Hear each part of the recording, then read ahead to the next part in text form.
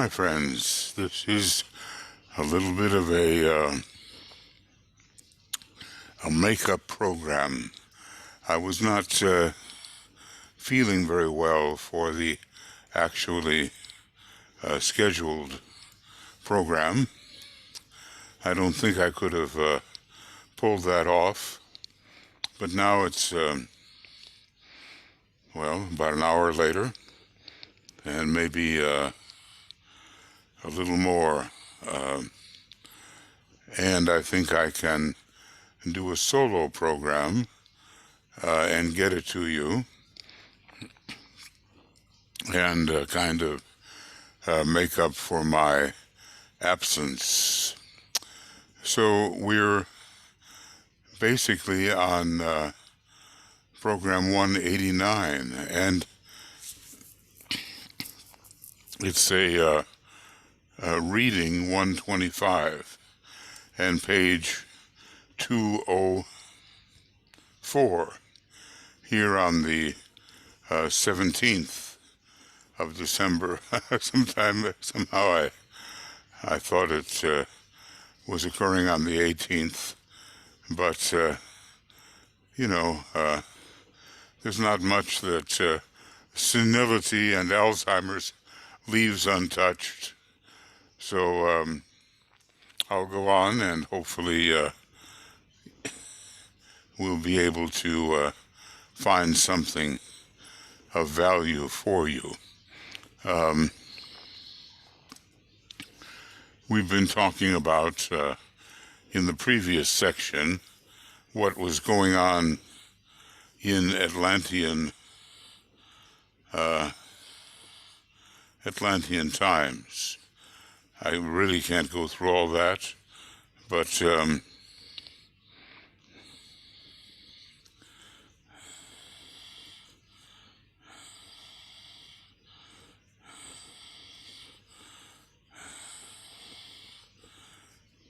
anyway, DK tells us that through the use of the creative imagination, we are laying the foundation for the recognition, intelligent and real, of the part in relation to the whole. And normally, we don't have that. Thus, from earliest Atlantean times, he says, the foundation was laid for the unfoldment of the sense of mystical duality through the various stages of an anthropomorphic recognition of deity to the recognition of the real man himself, until finally we arrive at the proposition which faces the disciple. So I want to emphasize maybe a couple of little things in there.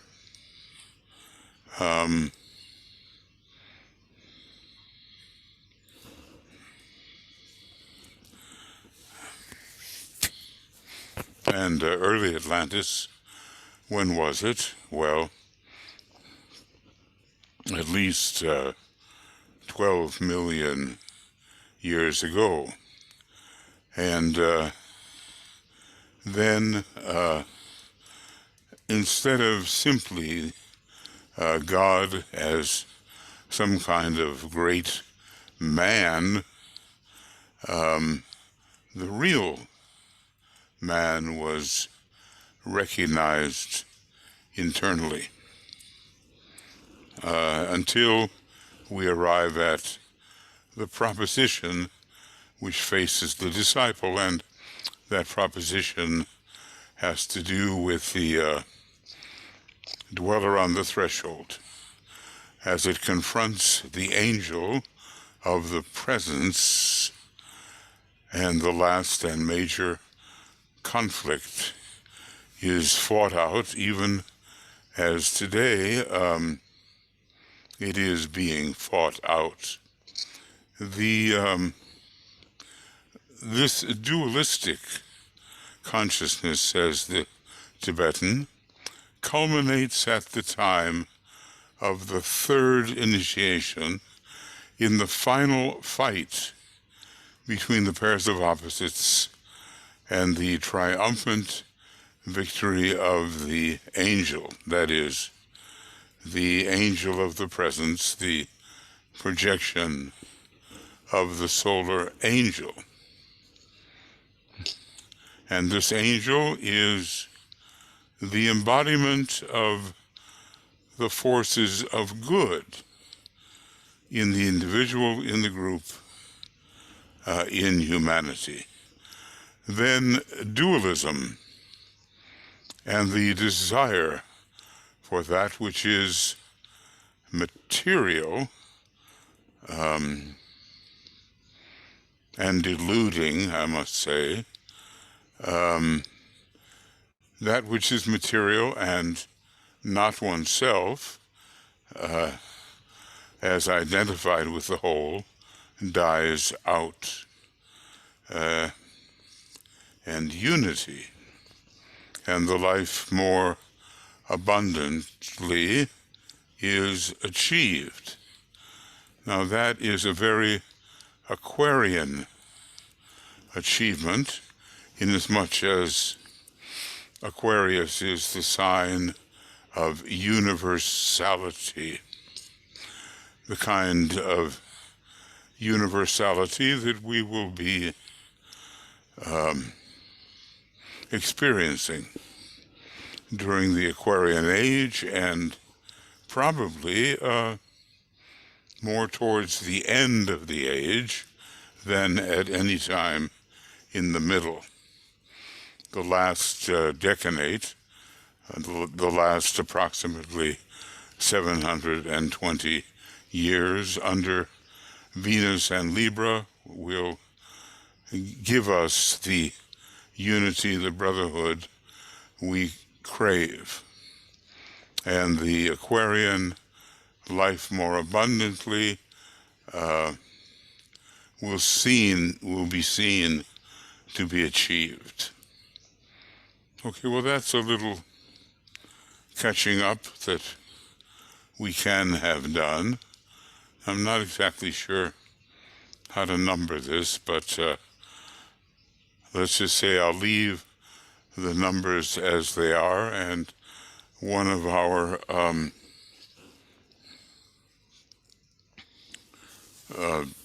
communication team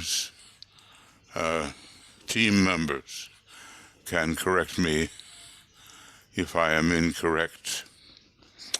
Now let's go on with the reading. I can't really welcome you because I'm just, talking on my own now, feeling a little bad that kind of an upset stomach prevented me from really being able to go ahead with the Glamour program as I had hoped. But I think that would have been maybe far worse. I find myself sitting here at the computer. I know sitting is the new smoking, as they say, but that's the condition in which I find myself, or at least my personal self.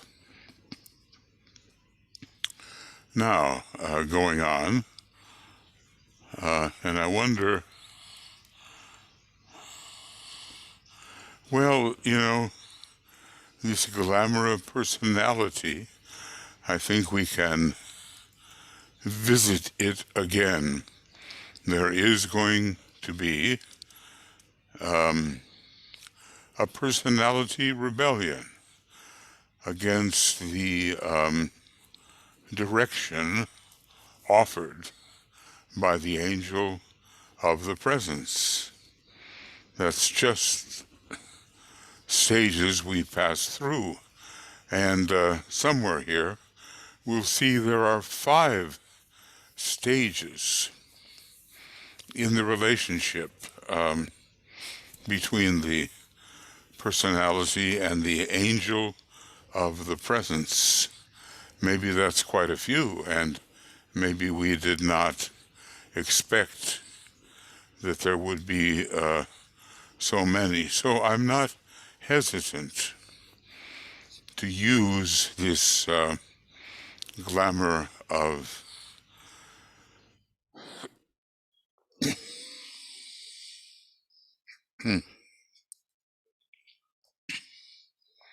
this glamour of personality is frequently associated with the first ray, but there are all kinds of, according to Ray, personality resistances, and we have to learn how they work.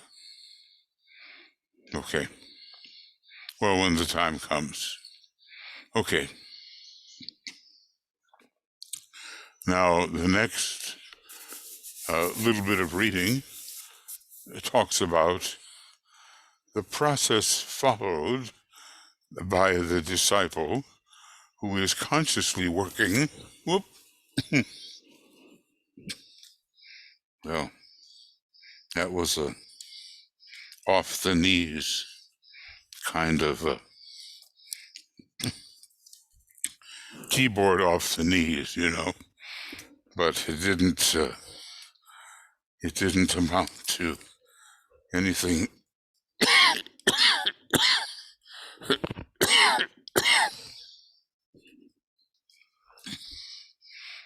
anything too serious.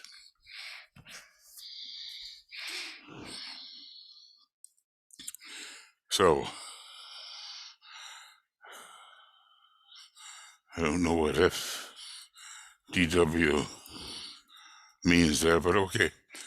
So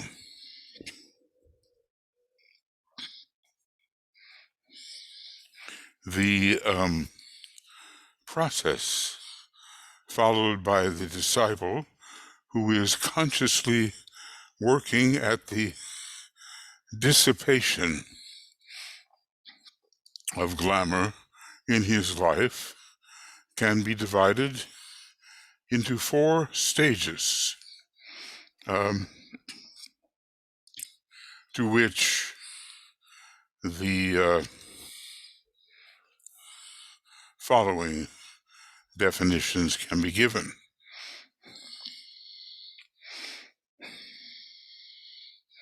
Okay, 4 stages. Let's see what DK has in mind. So, number 1, the stage of recognition of the glamour or glamours which hide the real.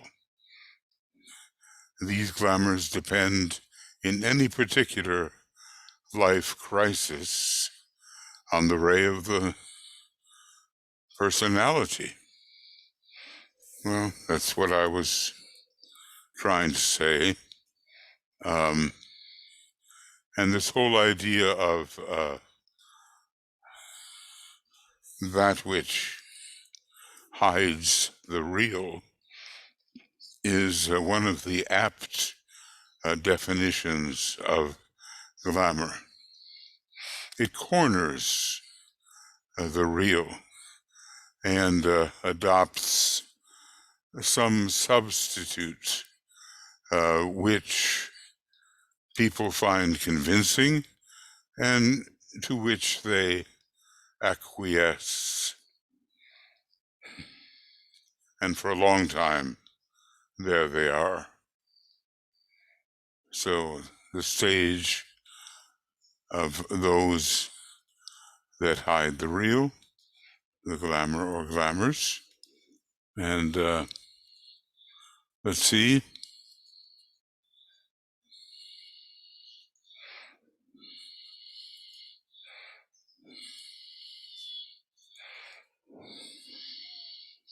And dependent on in any particular life crisis, I mean, how the glamour will be handled will be dependent upon the ray of the personality. Now, in our 7-ray institute,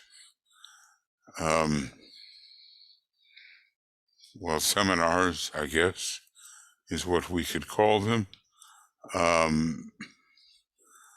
We went through various little dramas, itself kind of a 4th-ray technique, to see whether we could find out the mode by which the personality rebellion occurred. You know, it can be defiant on the 1st ray, or it can be self-pitying on the 2nd ray, or it can be extremely active and busy on the 3rd ray, so that there's no real depth, just a sense of being captured by surroundings. It can be filled with conflict on the 4th ray, and it can be unwarrantedly skeptical on the 5th ray, and it can be fanatical on the 6th ray, and then rigid, if I can call it that way, on the 7th ray. You know, maybe there are more important things than making sure that all the picture frames in the house are straightened exactly.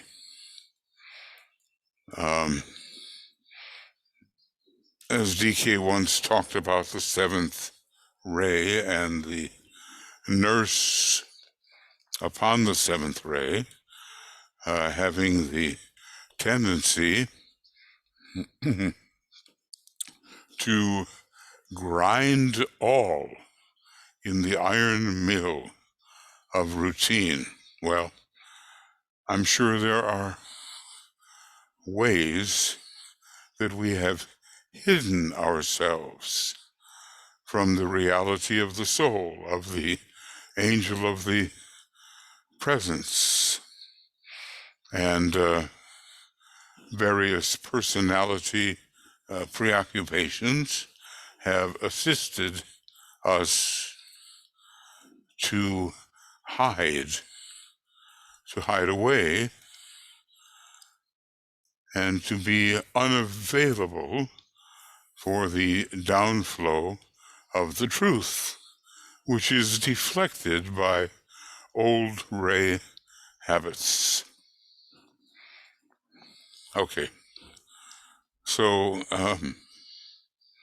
let me just check this. The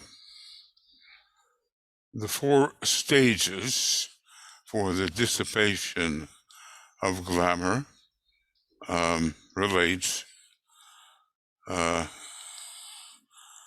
to often the individual solution, but this is not to say that groups and communities and even nations are not subject to one or other of these 4. Now, number 2, the stage of focusing the disciple's consciousness upon the mental plane. Well, there's a lot here that relates to the telepathic work and the gathering of the light to a point of focus. May I suggest, it sounds like Leo, to a point of focus so that illumination is clear. May I suggest, the will to illumine is part of Leo, as is the will to rule. So that the illumination is clear, the work to be done is plainly seen, and the searchlight of the mind, that searchlight certainly sounds, in one respect, Sagittarian. That searchlight of the mind is directed upon the glamour which it is intended should be dissipated. So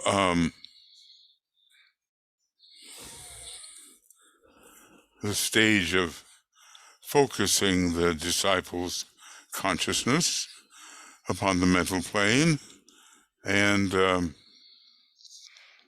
gathering of the light to a point is quite different from the inchoate mass consciousness of Cancer, so that illumination is clear, the work to be done is plainly seen, and the searchlight of the mind is directed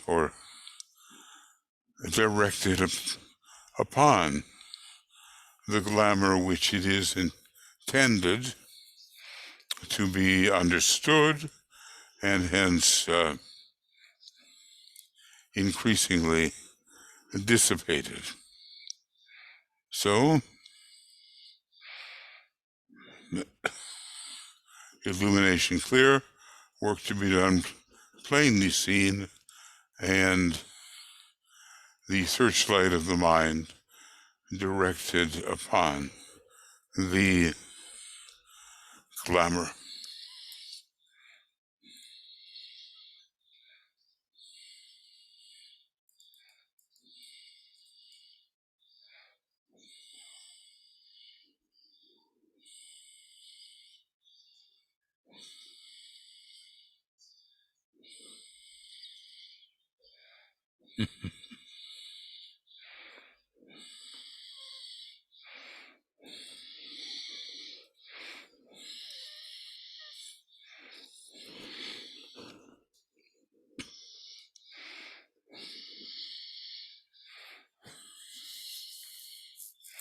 According to Ray, and that's why the taking of instruments like the PIP, the personal identity profile, well, there's more than the personal in there, is a very important act, and the close study of the rays is very important. Okay, so this is the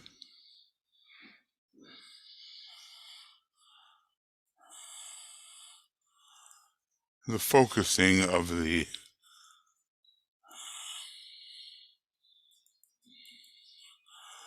disciple's consciousness upon the mental plane.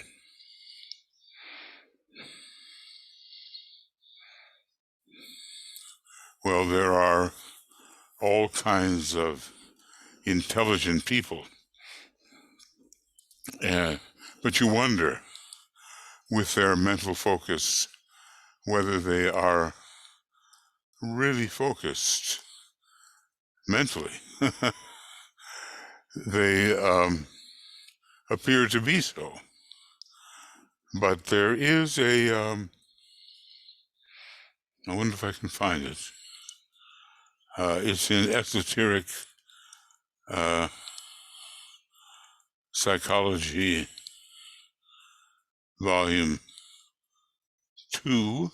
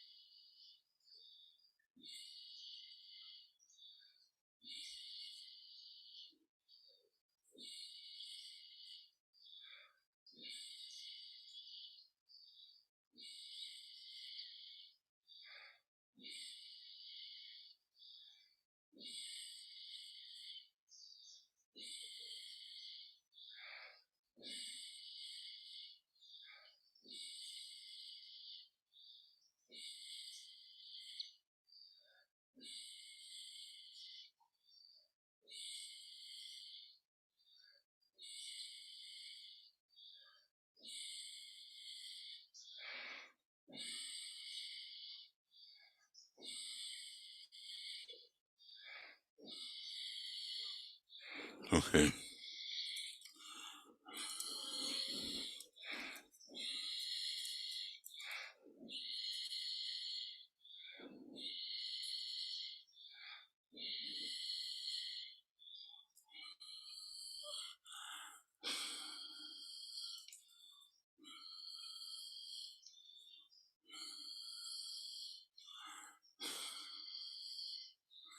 Uh-huh.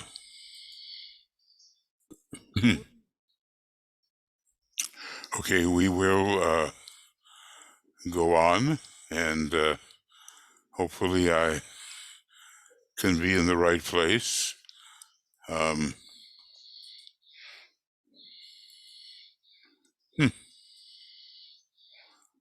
Not so very right at the moment. Let's see. Well, I'm not doing too well.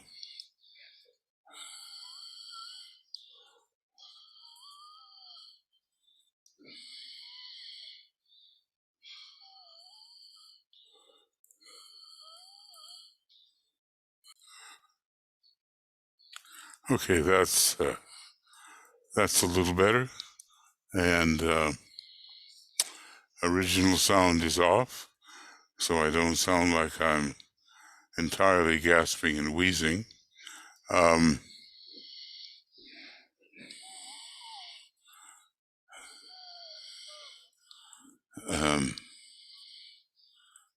let's just see here. Right. Okay.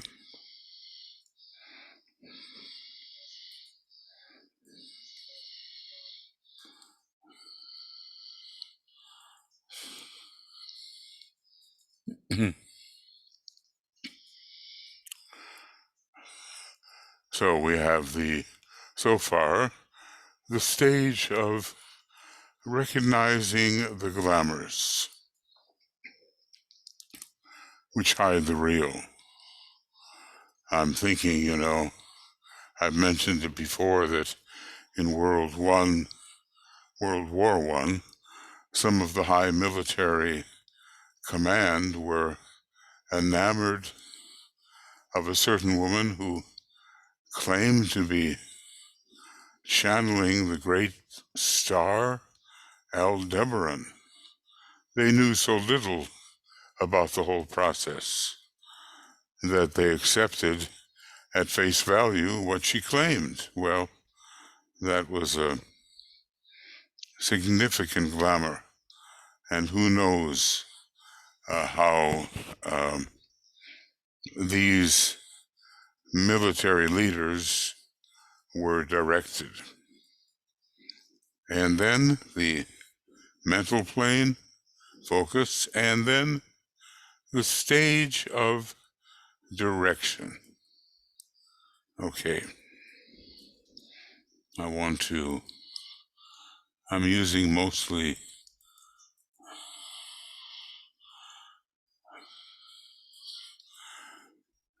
the yellow here. So this particular stage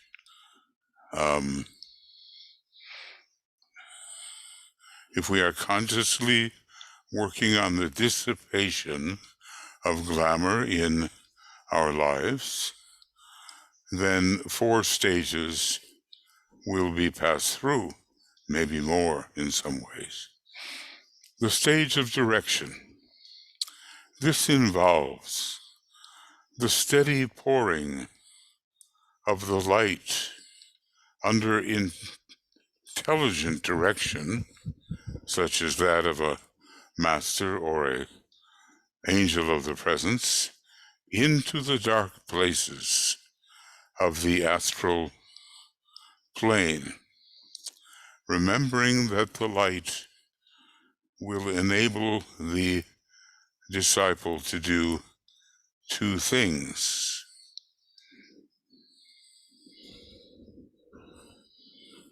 Okay. And what are these 2 things? That the light will allow the disciple to do. Well, number 1, or point A, dissipate the glamour, a satisfying experience. And then something really unusual is said, and see the real, a terrifying experience, brother of mine. He adds the brother of mine, I think, as a kind of note of comfort.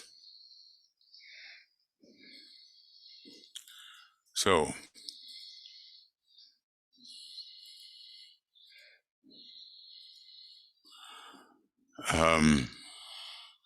light will enable the disciple to do 2 things. And I'll repeat, to dissipate the glamour, and he calls it, well, maybe it's experience of relief, because one realizes how one has been trapped. Then one perhaps no longer is. But then, seeing the real, well, that is another type of experience, a terrifying experience, brother of mine. Now pause for just a moment. Why would it be terrifying to see the real? Don't we all want to see the real? Or do we gain comfort from the enclave of glamour in which we have found ourselves contained? Because there is a kind of a buffering effect in glamour. We are protected from the harshness of reality. So I'd like to,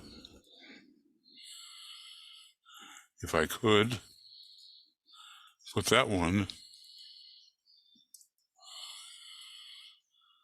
in red, and here a satisfying experience. Well,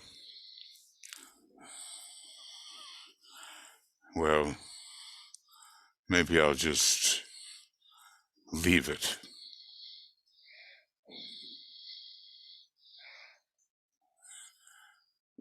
pause for a moment and try to think. Have there been moments of reality which you have found terrifying?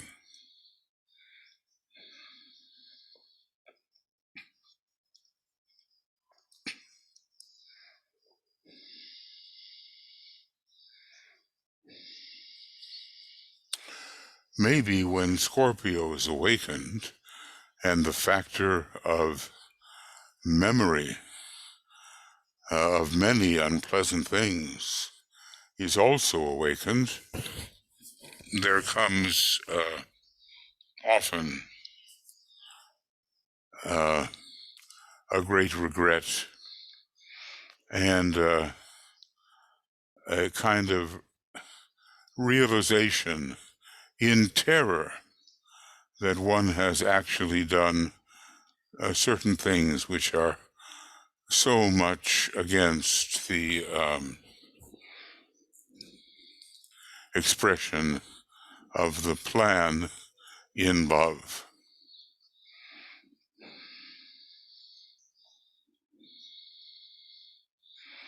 Well, it's easy to hide away in the glamorous world. And when dissipating it, one feels quite free to pursue a greater things.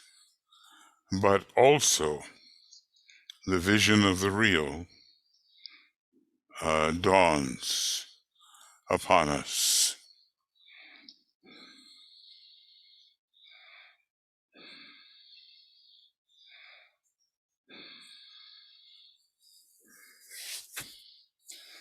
Well, okay.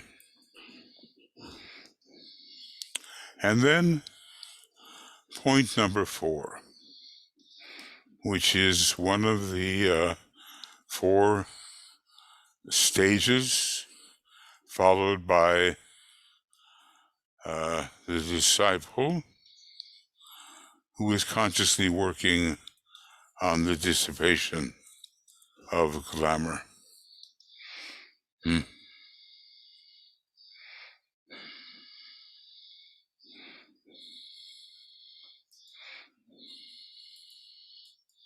And what would that be? Okay.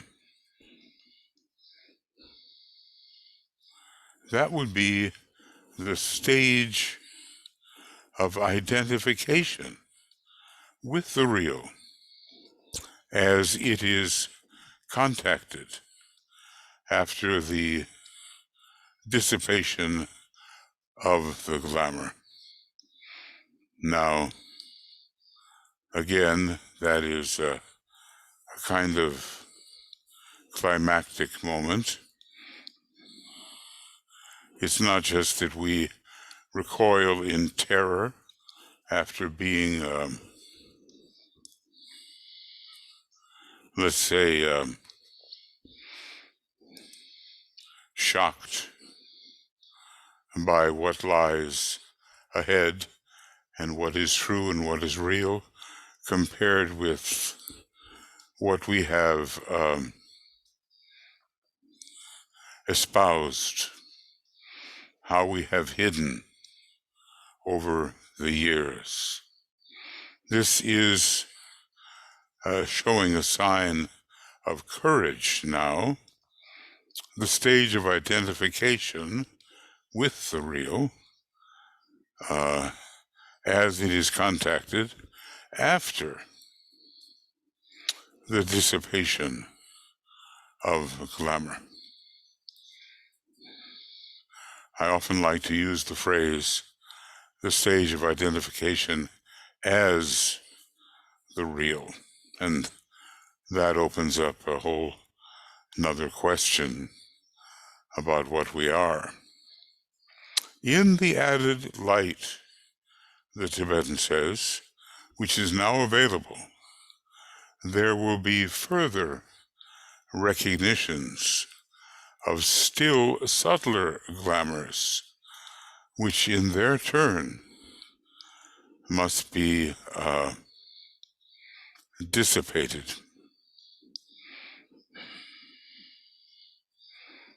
Okay.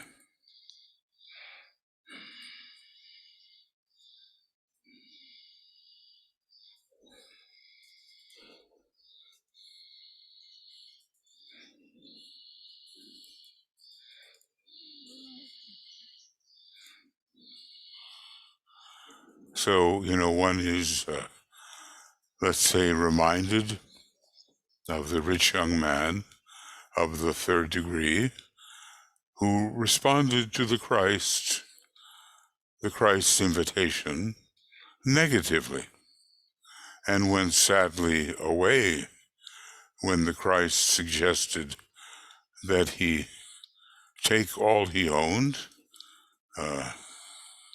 It's the causal body, isn't it? Sell it, take the proceeds, and give the proceeds to the poor, and then follow the Christ. He went sadly away. Now, is that an illusion, or is that a glamour? Anyway, this is the stage of identification with the real.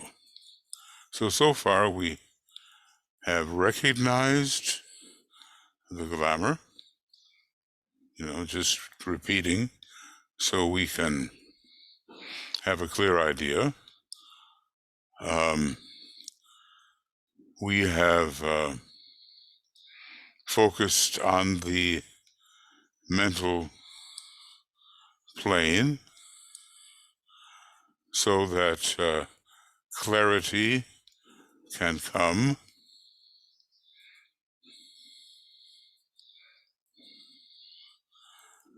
illumination arising, and the work being understood, and the mind can be directed like that Sagittarian searchlight upon the glamour. Then there's the stage of direction.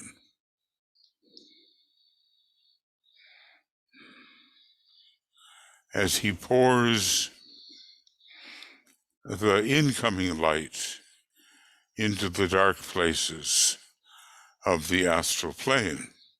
A lot of that is being done even today with advances in modern psychology. The good psychologist is not letting his client get away with remaining in a glamorous position. And then identification, direction, identification, recognition,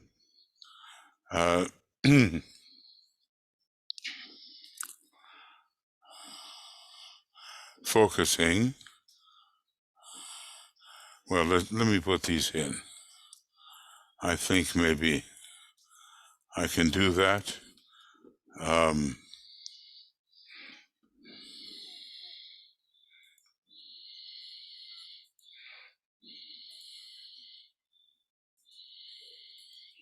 So we have recognition,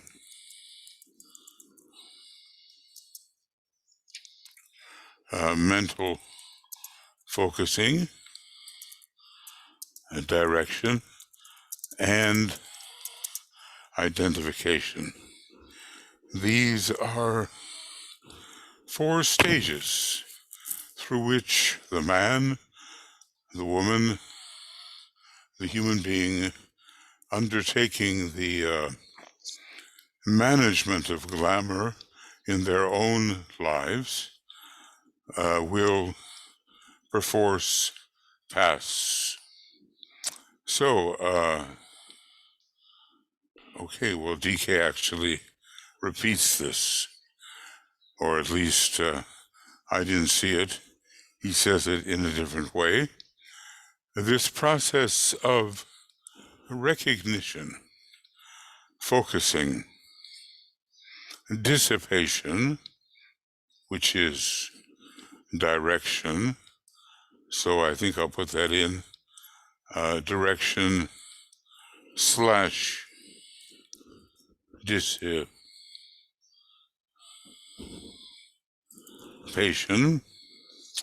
and consequent revelation.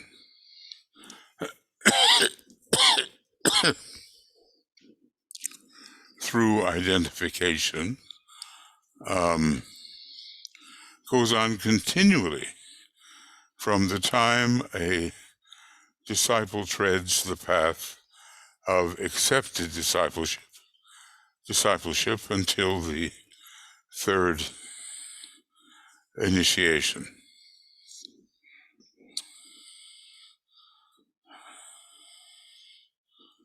Okay.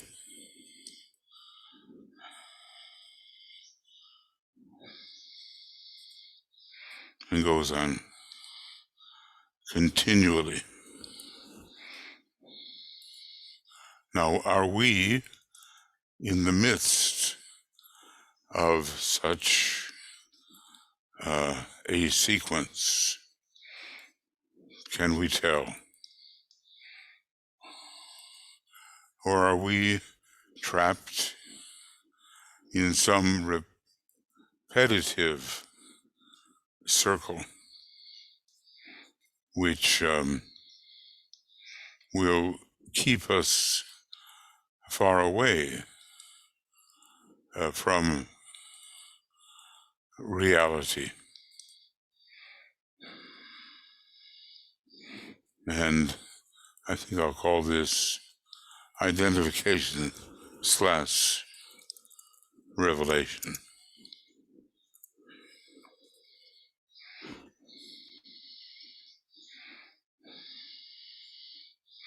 So, revelation in the added light. Let's call it that.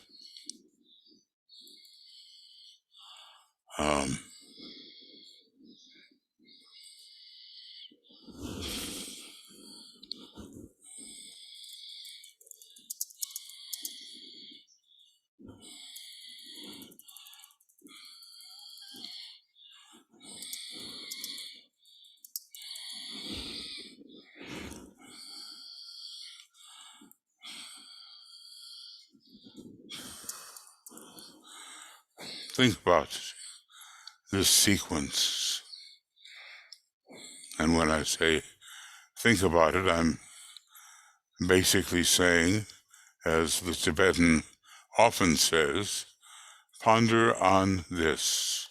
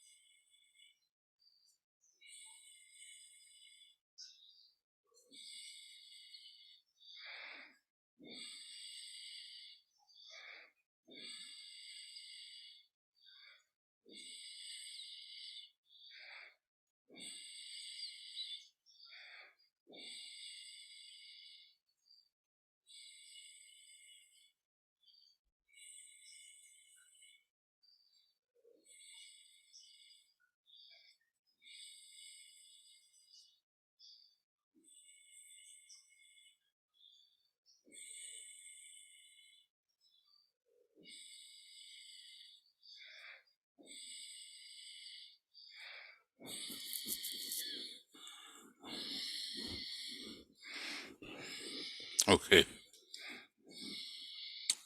Now, is there perhaps a little more? Well, there is a little more, but it turns out to be a lot more. So I think it needs to be taken up the next time. This question of the light of matter, the light of the vital etheric vehicle, the light of instinct, the light of intellect, the light of the soul, the light of the intuition. Yes, we need to take this up when we can really dwell upon it. But if we were to just bridge a little to the Tibetan next sentence, we would find him saying, the clue to all success in this process is therefore connected with meditation and with holding the mind steady in the light. Only through steadfastness can the beam of light be formed, intensified, focused, and projected, then at the right moment withdrawn. And he's not going to enter into the whole subject of meditation because he's already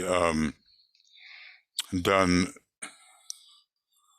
so much in that direction. So that's going to be our next work here. If I can just be present, which, due to a little upset, I was not.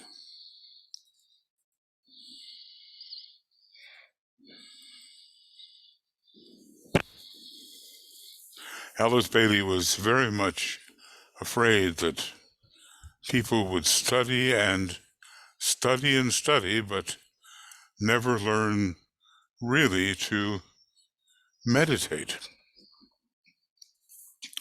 And maybe it seemed to be the reason that she wrote the book From Intellect to Intuition, as it tends to demonstrate the methods of meditation in a way that are easily absorbed, even the higher types of meditation, such as contemplation. What did she say? Something like, I have to write these books just to prove that I actually have a brain, meaning that the Tibetan was working through her, but that was his work. And Alice, she wanted to also be able to stand up and say, look, I can think as well. I think she certainly proved that. The farther I go with all this, the more I realize what a tremendous work she actually did. So, this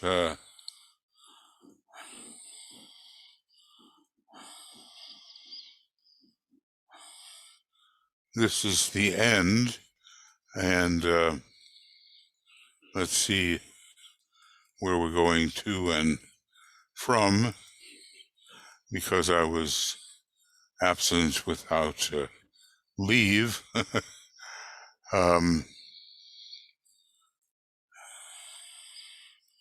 And page 203 to 205, basically. And our next program will be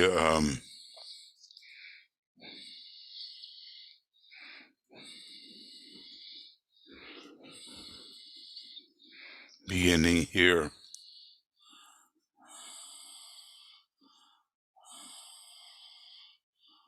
I think this is the way I can do it. And so this was the end of program, looks like 189.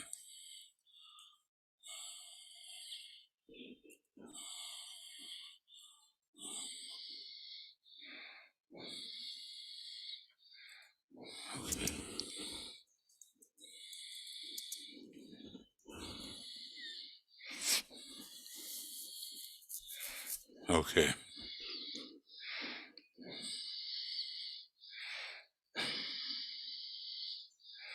And now, I hope I'm doing this correctly. Without BL or Michael here, anything could happen. So this would be the end of program 189. And reading 125, pages, well, and next will be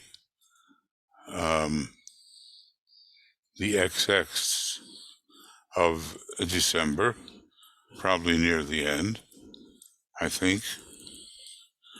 And it will be program, I'll be corrected if incorrect, 190. And it'll be reading number 126. And beginning on page basically 205. And I think so. Yeah, that looks correct. Beginning on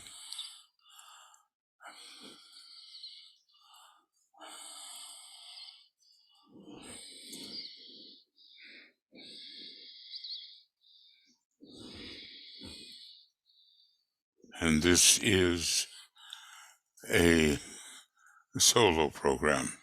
Now, I'm not sure the best way to catalog that, but my friends in the technical department will help me with that. I wonder how many pages more we have. We're about on page 205, and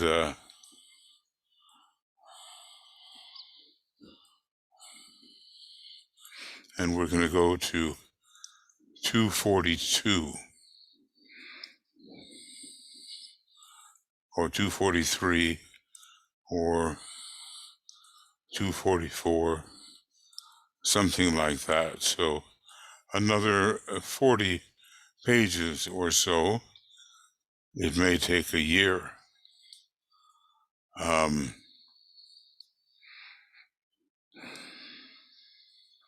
246. Let's see if we can, where really does it end?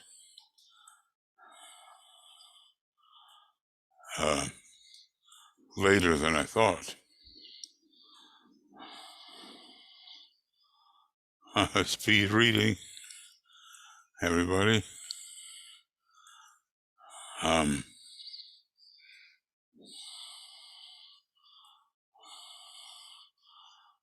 270 something, 205 to 270 or so, 272.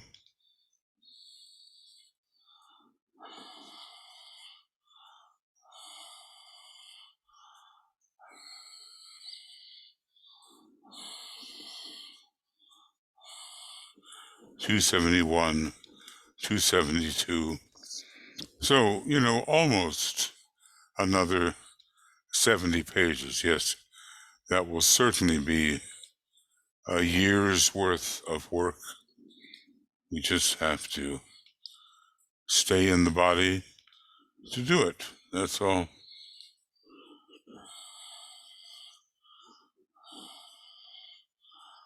And we'll learn a lot as we go along. Now,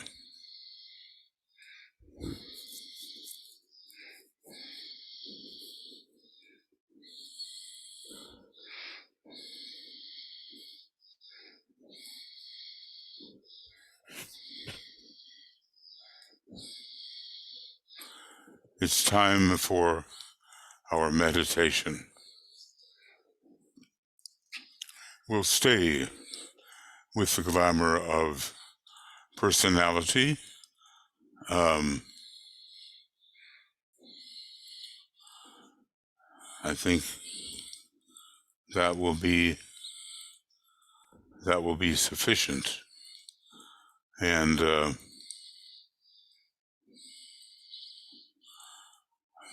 let's see.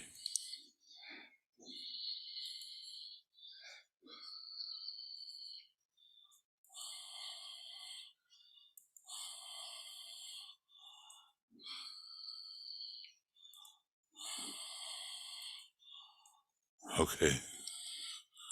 I hope that does it. So, this is the rebel. The personality as a whole is ruled by Mars, as is the lower mental body, and as is the dense physical body. It is the dweller on the threshold for so many. And that glamour will hold us ensconced within the personality.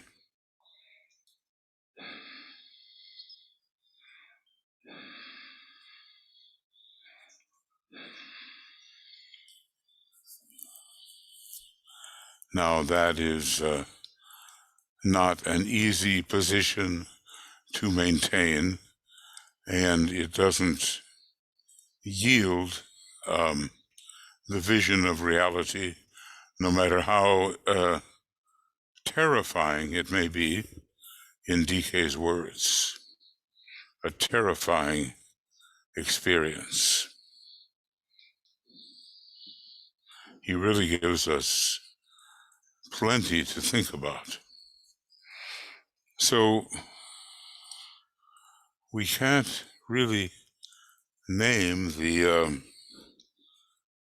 people who are here because it's all of you, and this is simply a solo program.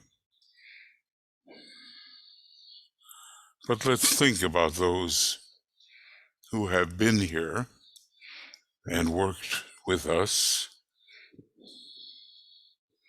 and maybe now you are one of them.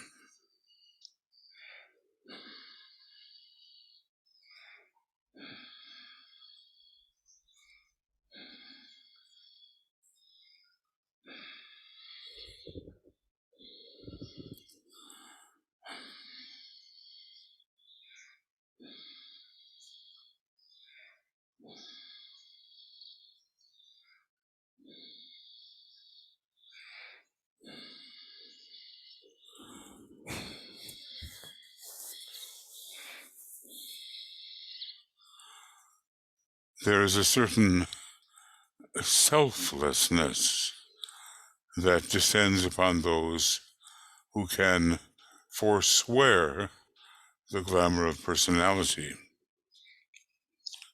I must say that our former president has never done so.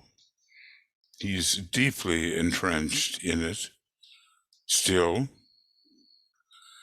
and he expects godfather-like loyalty from those who wish to have his backing, which is still at this time formidable for whatever reason.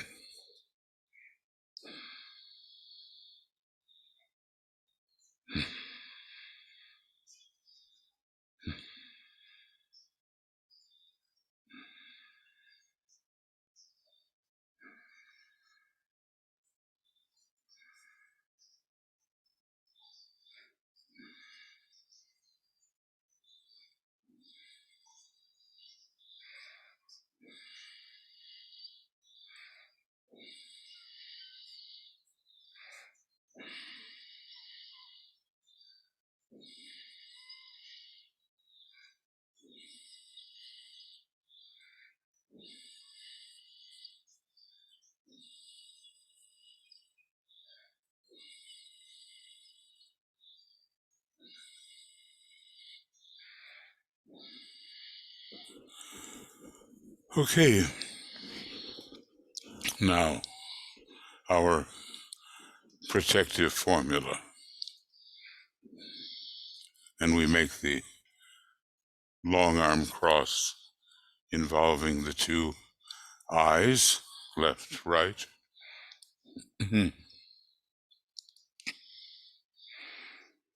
Because we must protect ourselves using this formula that attacks the greatest tool that the Lodge of Materialism uses. They do not take kindly to our efforts, and they continue to war militantly, as the Tibetan puts it, against our efforts and efforts like this.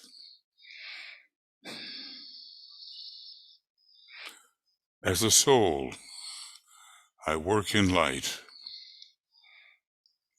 and darkness cannot touch me. I take my stand within the light. I work, and from that point, I never move, tracing the light.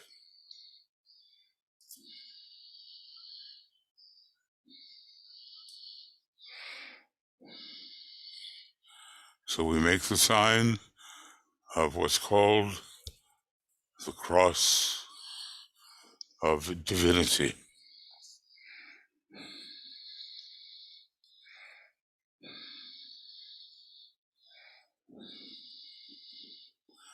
And we are focusing the dual light of matter and mind. We focus them together on the plane of mind, matter and mind. So that's etheric physical is the idea of matter and mind. Well, the light of reason, the rational light.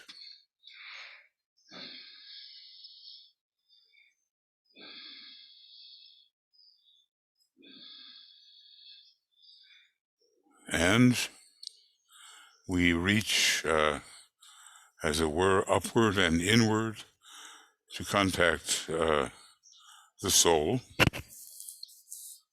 and we recognize as much as we can the soul light.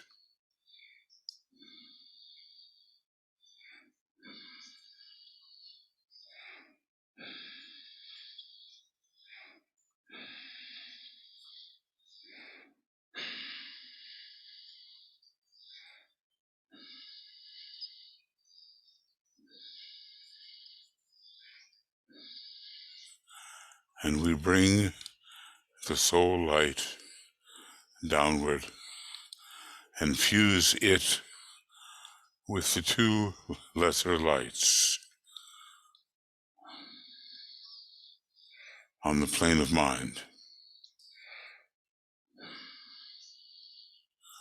and thereby have a triple light from which we will generate our beam, which searches out glamour and contributes to its dissipation.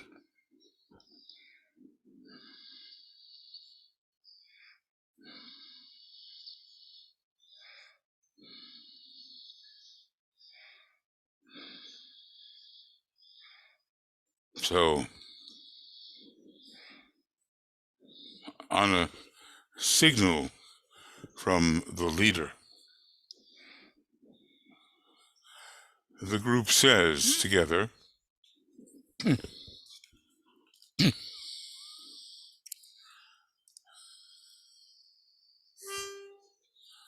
light is one, and in that light shall we see light.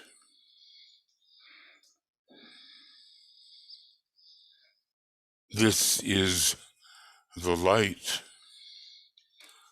that turns the darkness into day, as DK said, and we read, a satisfying experience.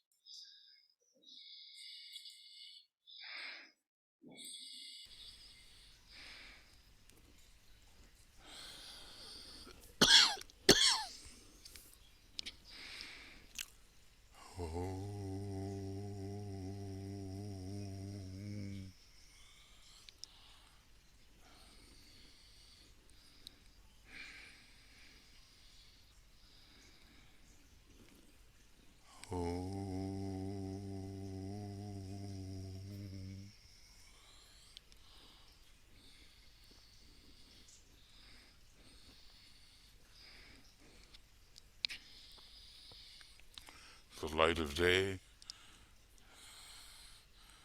the scorpionic light of the Buddhic plane,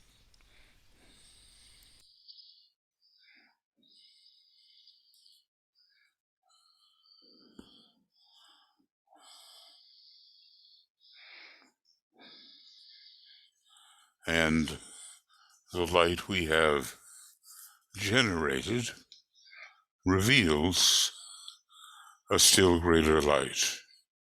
In that light, as the saying goes, we shall see light, a greater light. I've sometimes told the story of a relative 50 years ago who used floodlights to take photos and moving pictures at the time. And I was looking at the TV, and suddenly the floodlights went on, and a whole greater light extinguished a lesser light. The image on the TV disappeared and only the brighter light could be seen.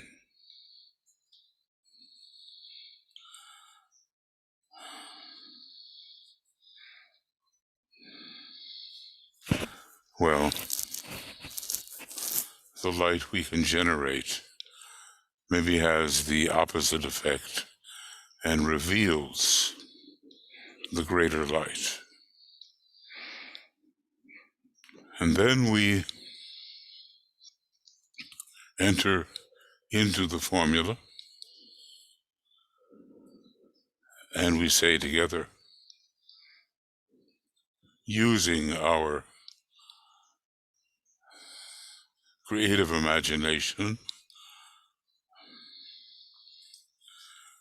radiance are we, and power. We stand forever with our hands stretched out, linking the heavens and the earth, the inner world of meaning and the subtle world of glamour, the inner subjective world of meaning and this other misleading world. And we have the image of the magician here. We reach into the light and bring it down to meet the need.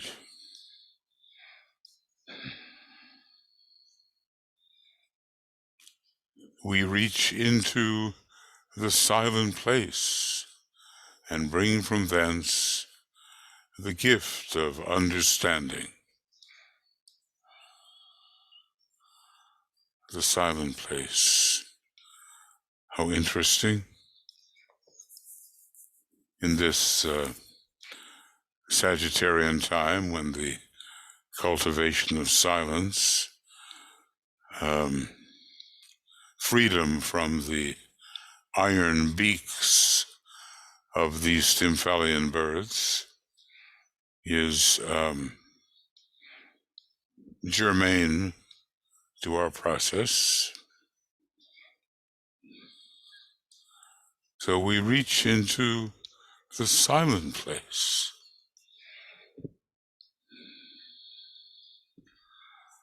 and bring from thence the gift of understanding. Thus, with the light we work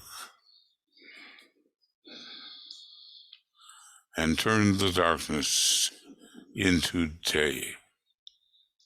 And we are visualizing that great searchlight being turned on, turned and directed like,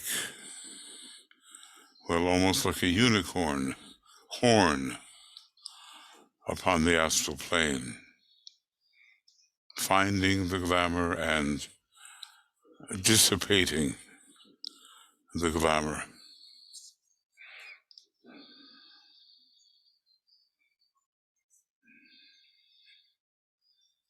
This time the glamour of personality,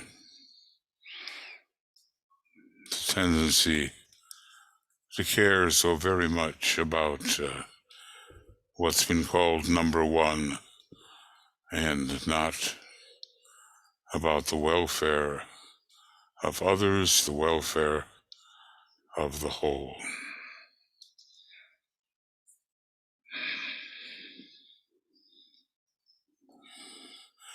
So we're going to add, to strengthen our beam, the spiritual will.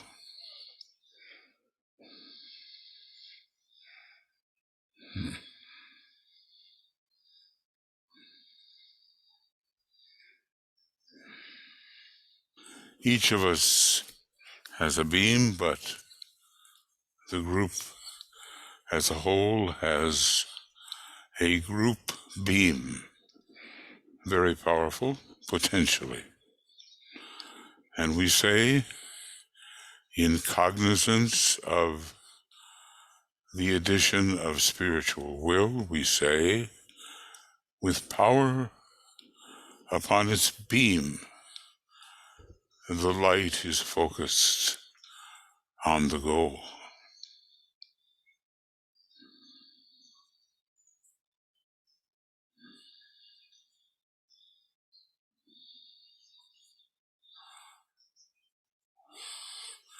This beam will search out the prevailing glamour and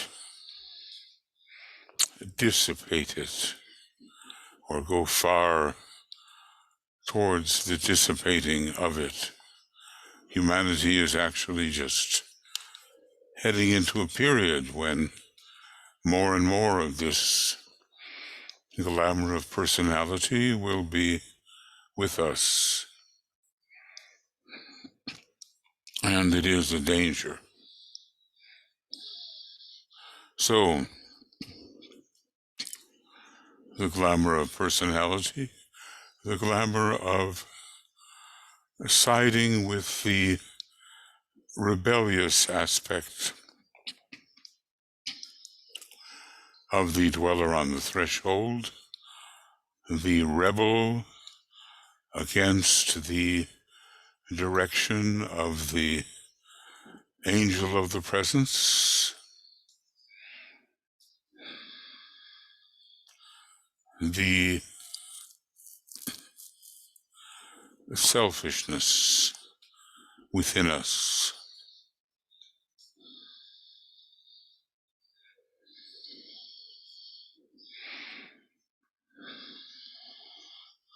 And we use this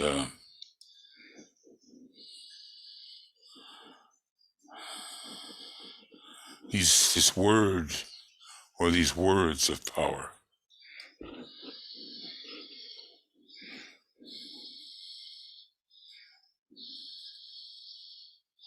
And this, if we can do it correctly, will improve the condition of the astral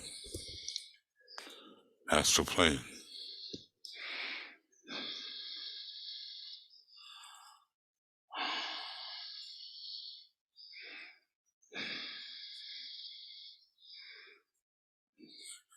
The power of our united light prevents the appearance of the glamour of personality.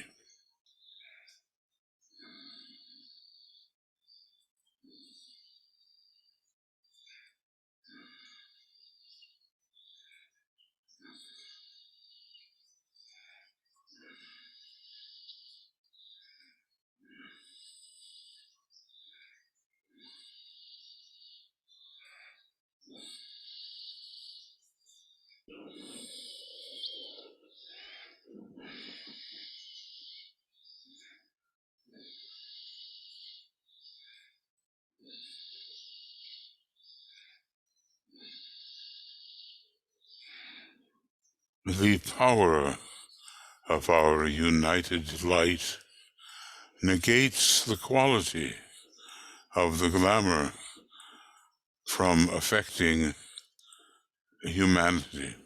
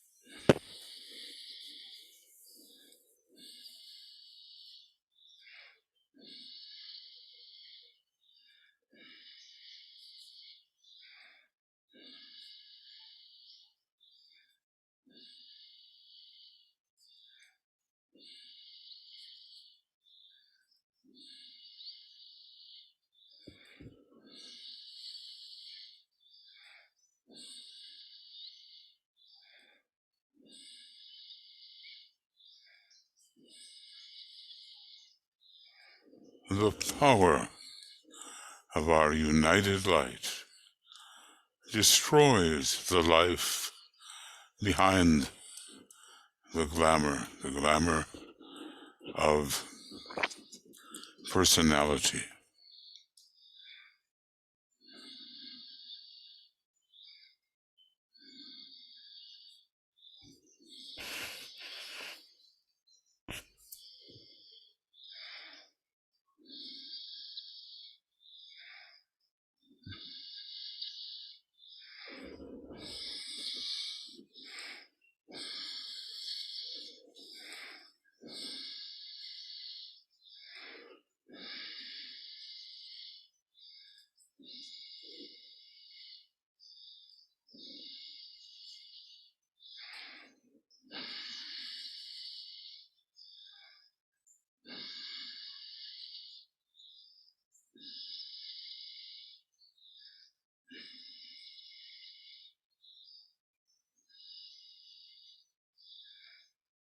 Now we will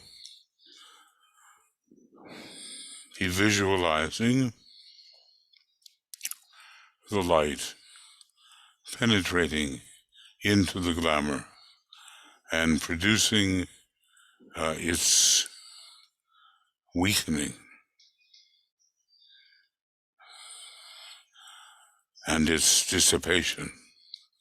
We're going to give 5 minutes of silence and intensity of purpose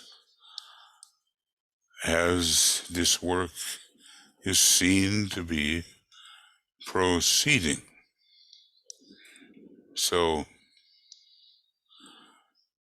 we'll do that.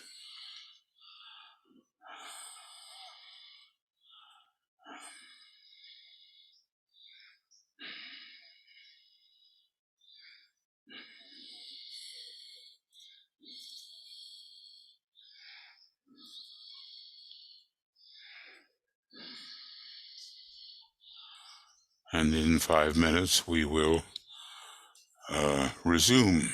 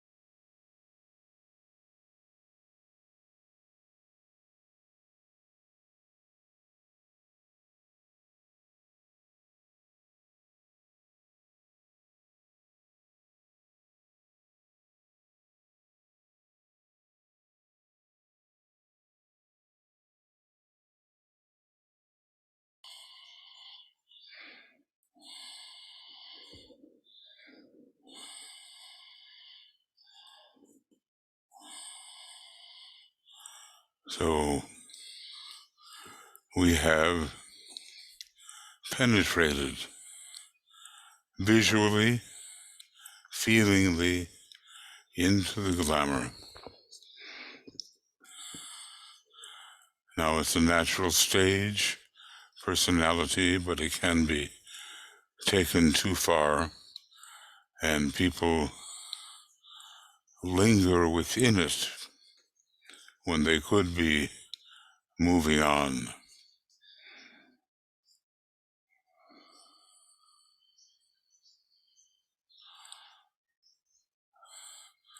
So we begin to substitute, by means of dissipation, we substitute the angel of the presence for preoccupation with the personality.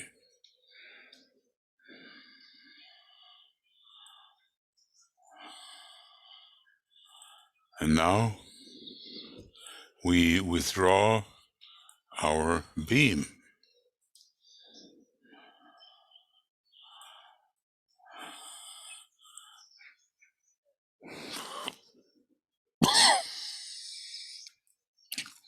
And we turn our attention away from the astral plane.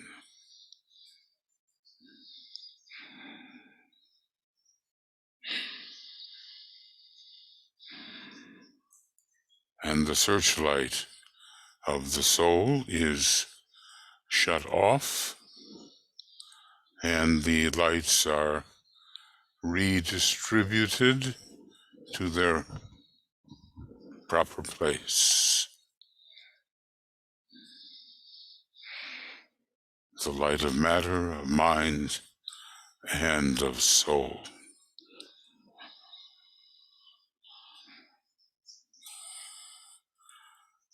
And I'll just sound one Om. I don't sound it very well these days, but okay. And this will symbolically take the place of every group member sounding the Om individually and aloud.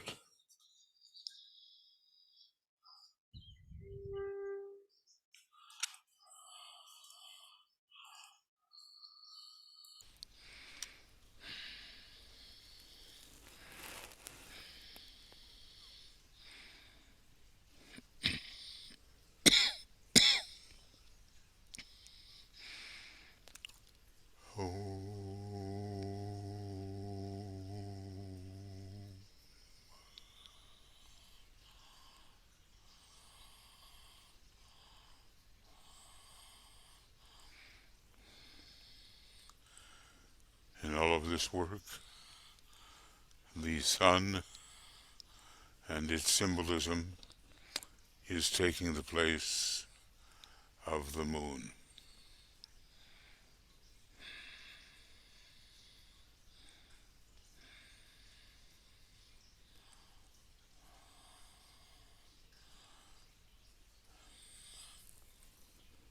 And the power of the sun, at least symbolically, is reconditioning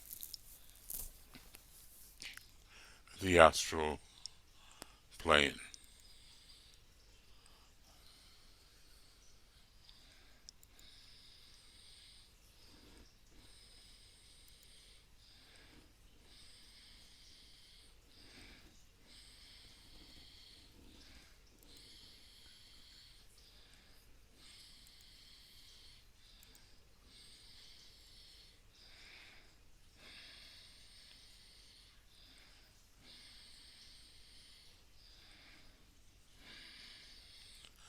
Well, friends, I'm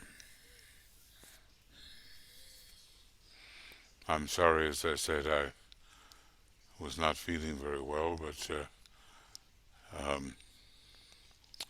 I recovered a bit, and then am offering you the program that I would have offered you if I had been in the right place at the right time, feeling well enough to do the program. So all of us on the communications team are wishing you success in combating the glamours within your lives, within your groups, and in your cities, and in your nations, and in humanity as a whole.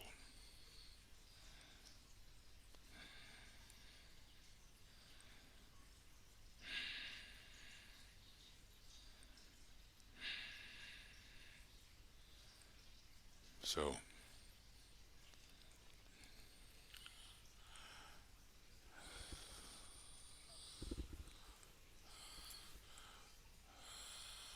we'll have this ready for you before long on both Makara and on the normal YouTube channel. And to some of you, it will be sent out as a special mailing. It's a little bit different form. But shortly, you will be able to review it if you wish, or advise that others can. Glamour is really a world problem, the name of the book. We don't realize how much of a problem. Both Alice Bailey and the Tibetan have said they have a horror of glamour, and that Alice Bailey may have succumbed to glamour more recently, the Tibetan a longer time ago.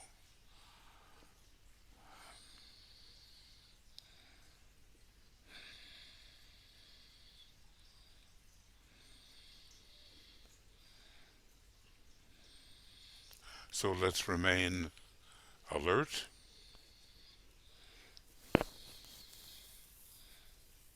as glamour may seek to stifle our higher possibilities. We have to know it, how it does so, and the rays which are involved, and to a degree the astrological signs which are involved as well. So,